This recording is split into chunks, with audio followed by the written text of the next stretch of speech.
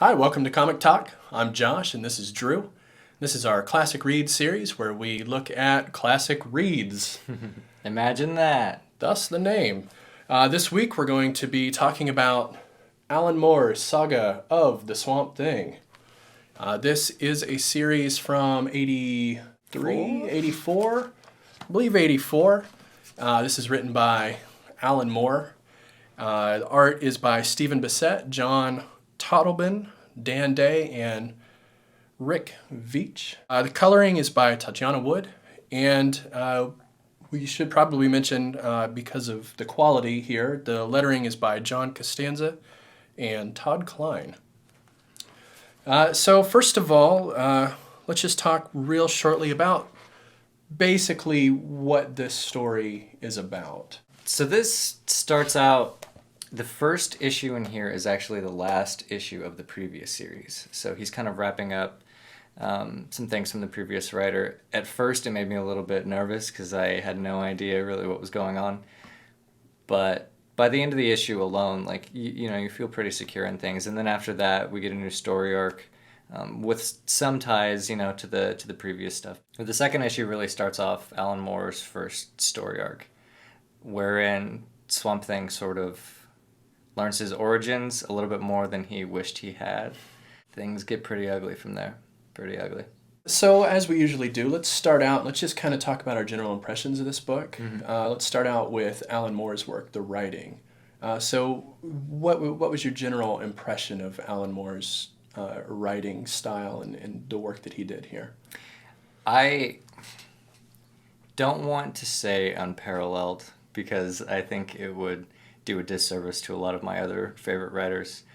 But if I were trying to sell a literary snob on the comic genre, somebody who only reads novels and stuff like that, this would probably be my go-to. I would definitely agree. It has a very, what I would call a literary feel. Definitely. Almost classic literature in a lot of the way it's written, with a lot of the soliloquies and the monologues that we see throughout.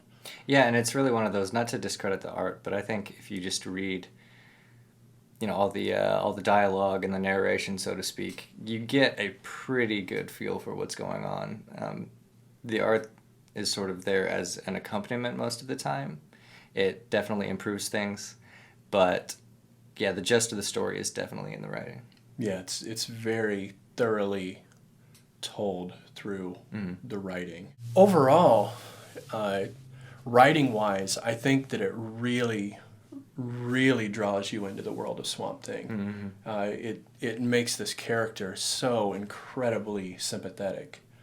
And the really truly interesting thing about the work is that he really does meander about a lot with his storytelling.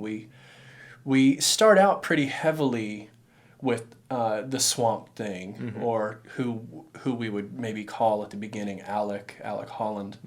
But sort of as the story progresses, we meander about through all these different characters and these different aspects and facets of his world and the people who inhabit it, to where I would say a good half of this book isn't really involved with the Swamp Thing himself. Right. There is a rather lengthy dream sequence during that spot where he's indisposed, shall we say.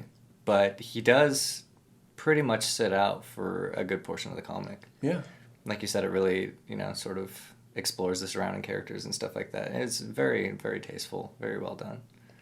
Yeah, and it really, the feel sort of follows the characters as it goes. The tone shifts and moves about depending on who we're reading as well, which is definitely, a nod towards Alan Moore's literary accreditation, I guess you could say. Yeah, prowess. Yeah, prowess, there you go. Yeah. The other thing that's kind of cool on that note is Swamp Thing's sort of notorious for getting in people's heads and talking about their motivations, and you can definitely feel the shift when he goes from one person to another. Just even as him, as the Swamp Thing, talking about this person, you can still feel that it's very personal to that person. Yeah, absolutely. And I think from there, we can talk a little bit about how the lettering actually helps to accomplish that by really sort of encapsulating or embodying the writing that's going on underneath that it's showing. We can even see in a lot of those soliloquies that we have throughout the the narration boxes, just the structure of the boxes themselves will sort of morph to try to illustrate sort of the feel of what's contained within. Yeah, and sometimes we don't even get a box. Sometimes it's just lettering on maybe like a dark patch of the page or something like that, which I haven't really seen pulled off successfully very many times, but it never felt awkward here. Even when the lettering is well outside of the margins, so shall we say, it still feels perfectly natural. Yeah, sometimes the lettering is at the edge of the frames, Yeah, like down in the corners. It seems very deliberately chosen which lines are done in this way to sort of to set them apart and make them not just narration, but almost, to put it a different way, in a novel sometimes you'll read and there'll be pieces at the beginning of a chapter that are separate but directly related to what's going on, and it almost has that feel like I can see that. Like this line is supposed to sort of encapsulate the feel of what's happening in this scene. It's almost as a title for that scene. Yeah, it's amazing how well the flow works in this comic. Like I mentioned earlier that, you know, if you didn't have any artwork whatsoever, I would still read it. And, you know, everything is so meticulously placed. That's almost your first instinct a lot of the times, or at least it was my first instinct. Like, I got so caught up in the story that, you know, everything else was just kind of glossed over. So what did you think of the first big villain in the first more story arc? So discounting the first issue, the next arc that happens. Right, so we're talking about have a central villain. Woodrue. I liked the character. I thought it was an interesting way to juxtapose and sort of show you what Swamp Thing is by showing you sort of the opposite of Swamp Thing. What he's not. Yeah, Right. you see what Swamp Thing is not. He's not a man who's become a plant, right? And we see the difference in how that affects the character. And really, I felt that was really Alan Moore's intent with that character, is to show us that Swamp Thing is not a man who's been turned into a plant. Right. You know, you hear people complain sometimes that, you know, this villain or that villain didn't get enough exposure time or dialogue or narration or any of those sorts of things. And I think it is, you know, a very common thing to come across. This is perhaps the best explored villain that I've come across in a book. Like, they really give him so much time to develop.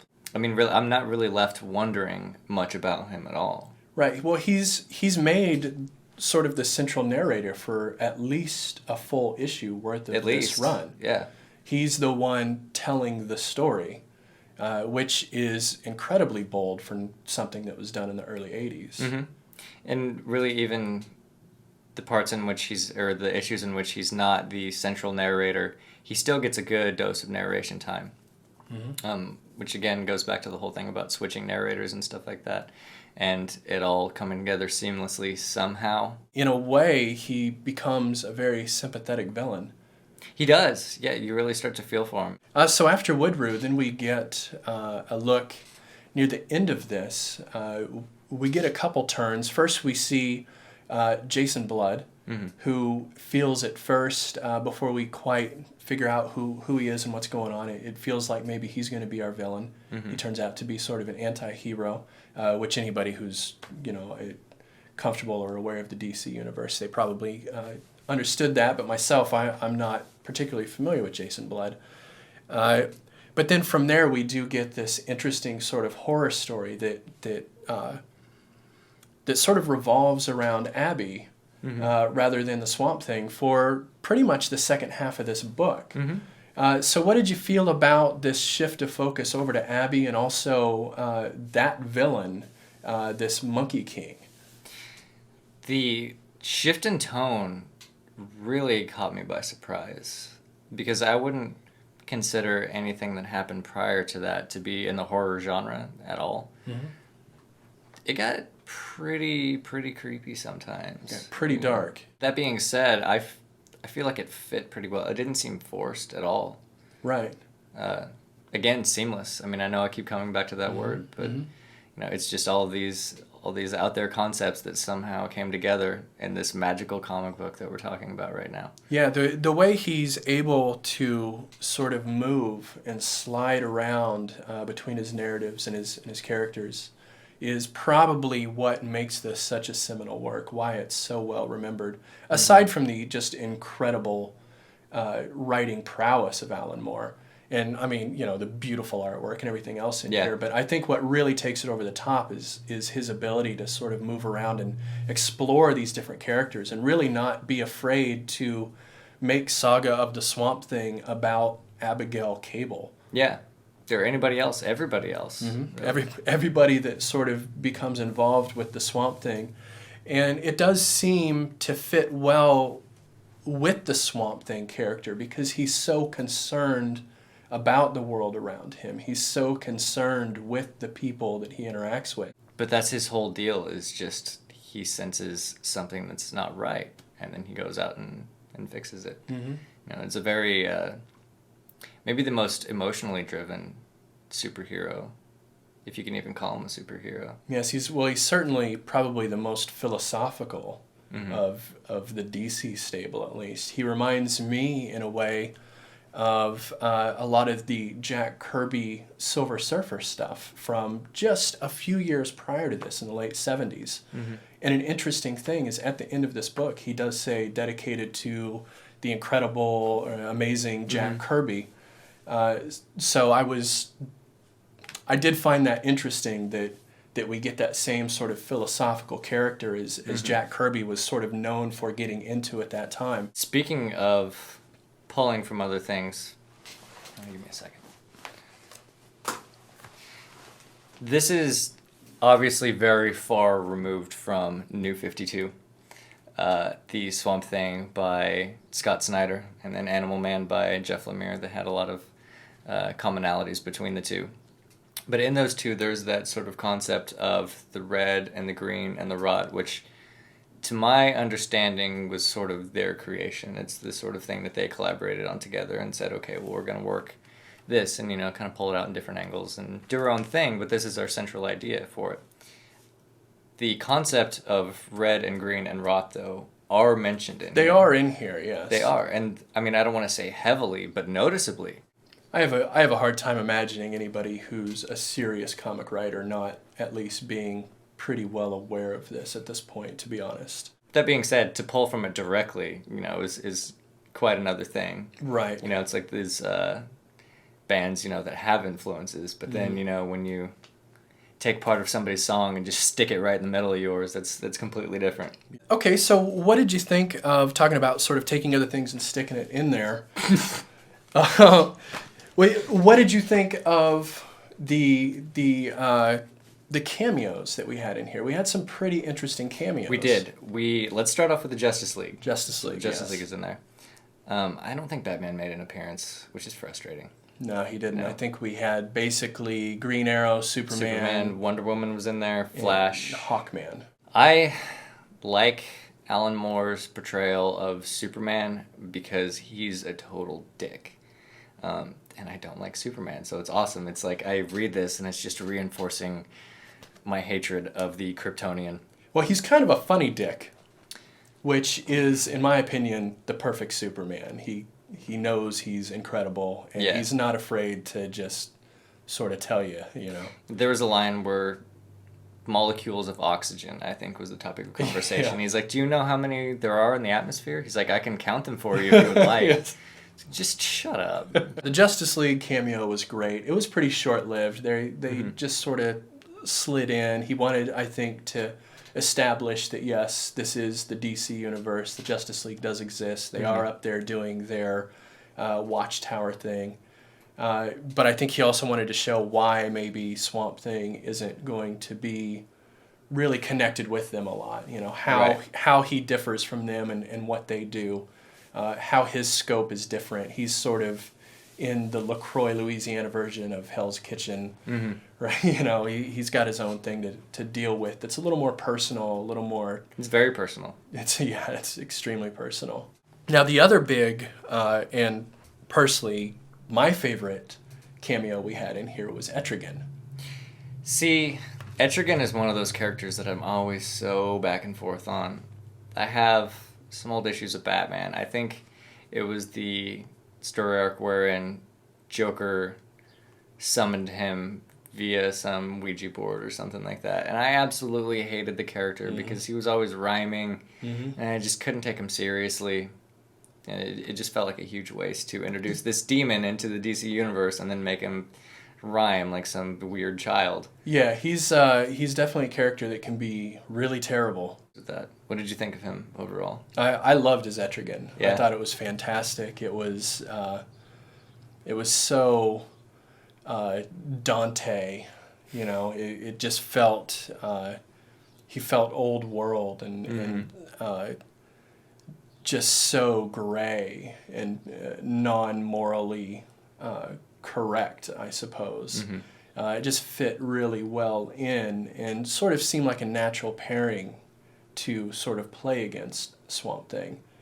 There was one scene in particular that I absolutely loved, just due completely to the artwork, and this is when Swamp Thing and Etrigan sort of come up against one another, and Etrigan takes Swamp Thing's arm off. Do you remember this panel? Yeah, and he just puts it back. And what was fantastic was the way the art managed to portray how nonchalant Swamp Thing is about the process. He just looks and he gives kind of a shrug. Oh, there was my arm. Yeah. What? We'll put that back on. So I'm going to punch you now. Yeah. Let's talk about the art. First, let's talk about the colorist, because if you don't have a colorist that's good, in my opinion, you don't have a Swamp Thing. So what did you think? I thought the coloring was incredible. I loved the way that depending on the panel and depending on what's being portrayed, the coloring would be either extremely sparse or at other times it would be very detailed and just everything just beautifully colored. But then sometimes we'd just have a white panel with just the silhouettes of the characters in basic coloring. He really has a good sense of contrast, in my opinion. He knows that, all these lush, beautiful greens are great, but unless you put them against like a black or a plain white or something like that, it's not going to have the same effect.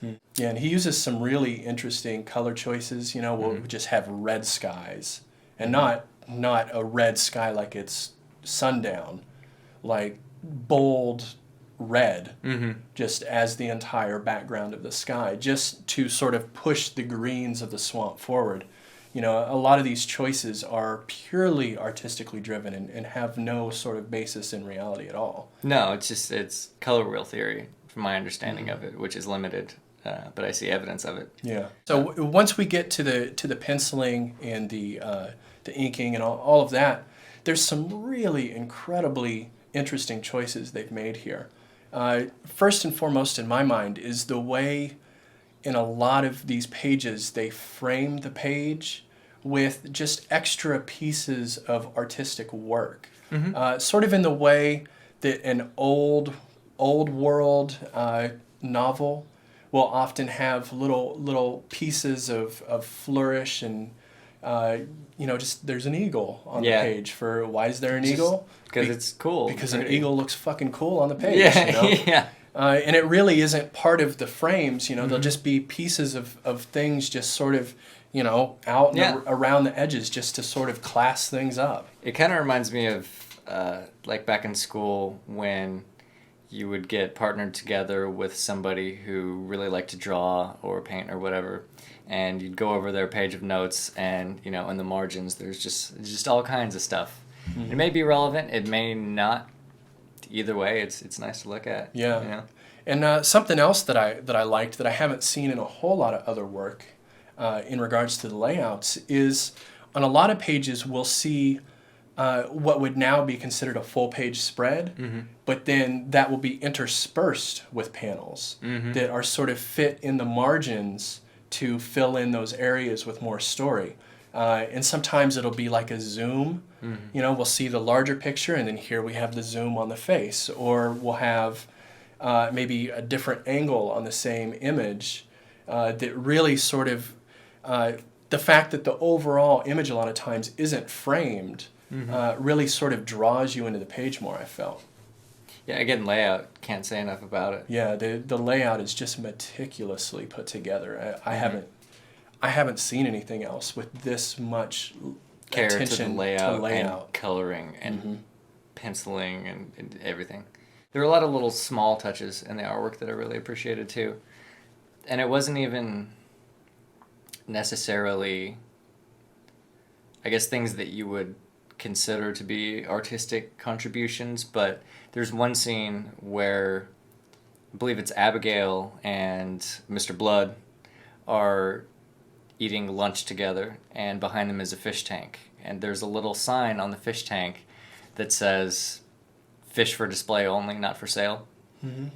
I can't really explain why I love that so much, but it's just something that, I mean, doesn't get a lot of thought, I think. Sure. You know, No, I completely agree. Small details that add a lot of legitimacy and realness to things. Yeah, they really sort of dirty up the scene and make it feel like a lived-in place. Both on interiors, exteriors, out in the swamp, everywhere. There's little bits and pieces, little frogs and alligators and birds in the trees. And It just makes you feel like these are real places. There's a chaos element to it almost. And it's also interesting where he's chosen to do that. It seems a lot of times the artist is actually putting more into the scenes when he wants them to feel sort of confined and tightened down.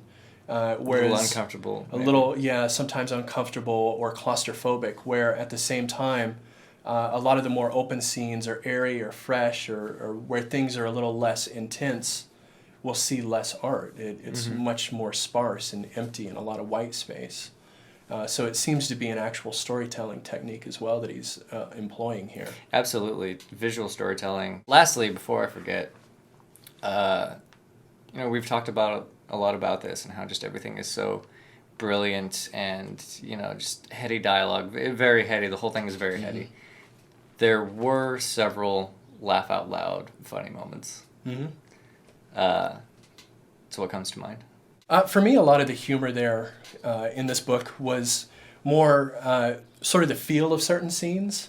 Like early on, we had the scene with the army as they're coming in to get Swamp Thing, and they're talking about how all they really have to do is say UFO and national security, and they're good to go.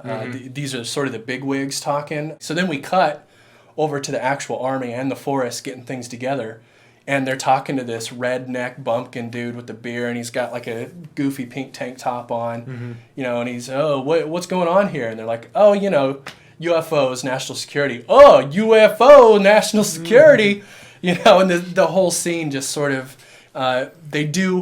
he does basically one scene first where you're like, man, fuck these guys, these, government bureaucrats. But then it switches over and he shows you, well, it works. Yeah, that is actually the case, unfortunately.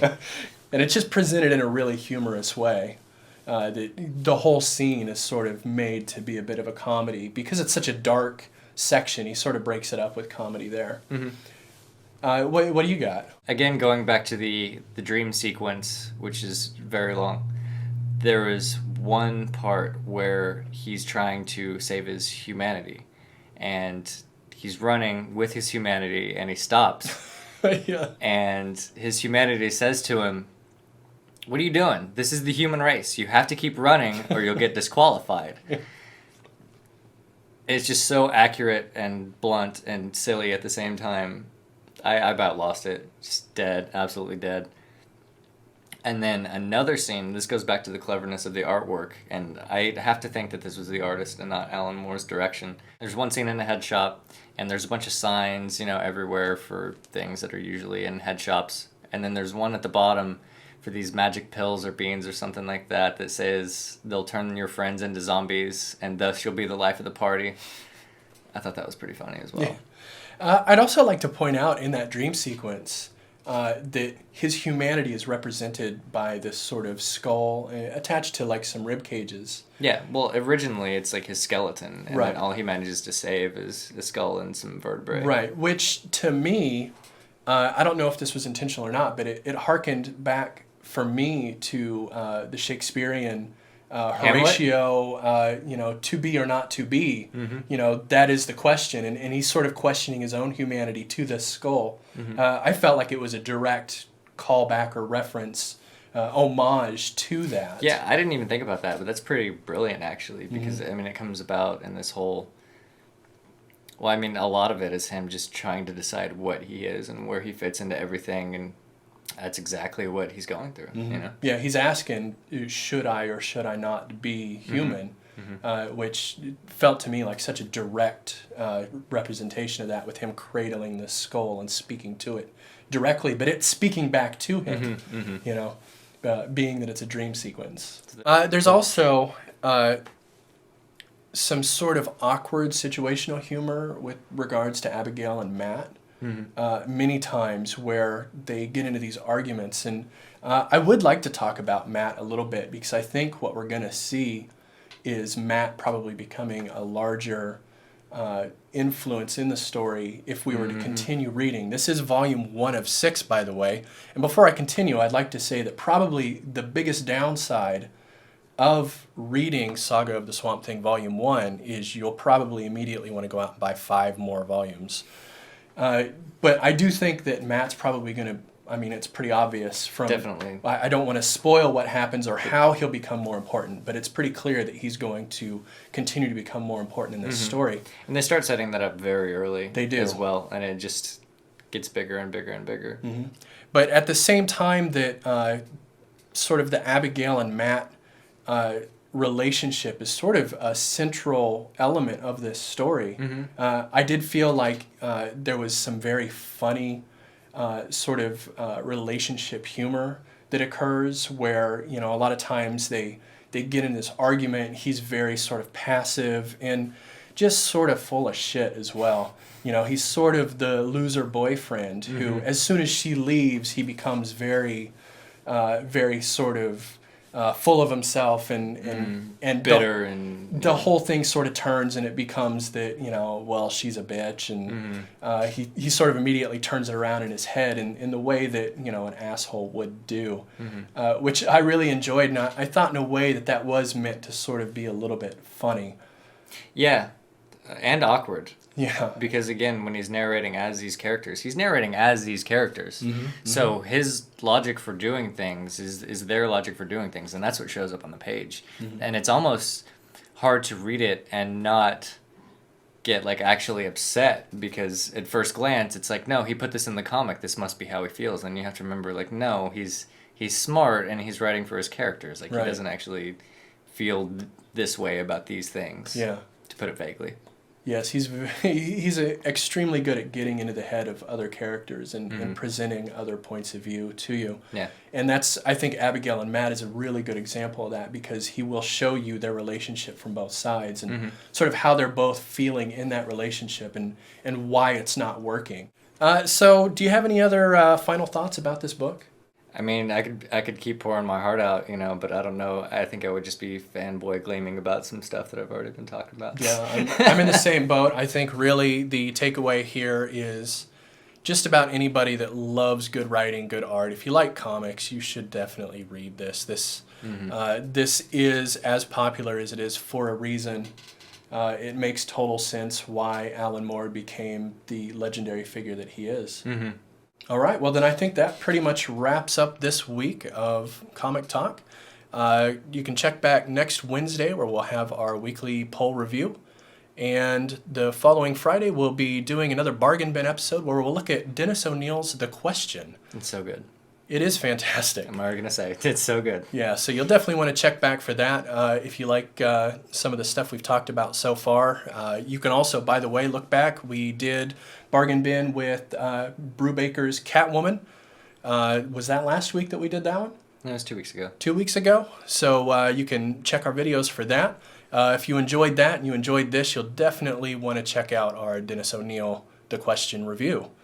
Other than that, just make sure to like and subscribe and push all the buttons and make all the comments about all the things.